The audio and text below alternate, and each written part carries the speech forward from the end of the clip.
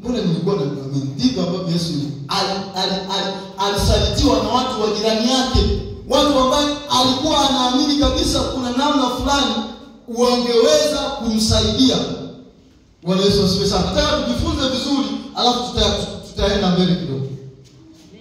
Lakini wakati mwingine Yesu wanafunzi wake ambao walikuwa ndio wangemsindikiza wanakimbia.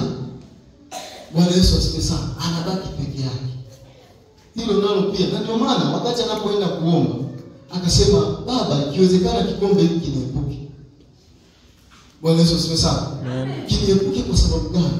Kiniepuke kwa sababu nikikitazama ninaona kama kipo juu ya mapenzi yako yatimizwe. Maana pale alikuwa anakifikiria na kukosa majibu.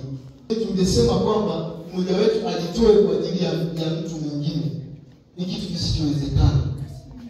Wanasema kuna utofauti kati ya maneno mawili. Yaani upendo wa Yesu sana. Tukishahuishwa basi hakika tutatembea kwa sababu ndani yetu kuna uwisho na kuna nguvu ya Mungu inatenda kazi ndani. Bwana Yesu asifiwe sana. Bwana Yesu asifiwe sana. Wangapi wanatamani kuishwa siku ya leo? Haleluya. Bwana Yesu asifiwe. Kuishwa. Yaani kuishwa ni kitu ambacho kama unaweza kukitamani, anza kukitamani. Bwana Yesu asifiwe sana. Amen. Najua kuna wengine walishaanza kukitamani. Lakini hebu anza hata kukitamani saa hizi. Sema Bwana, niuishe sasa. Bwana Yesu asifiwe sana.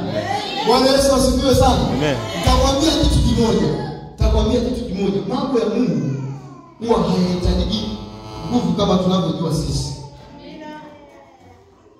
Katika kitabu cha Warumi anasema kwa sababu hiyo ukimkiri Yesu kwa jina langu na kuamini ya kuwa alimfufua kutoka katika wafu, asema kumbe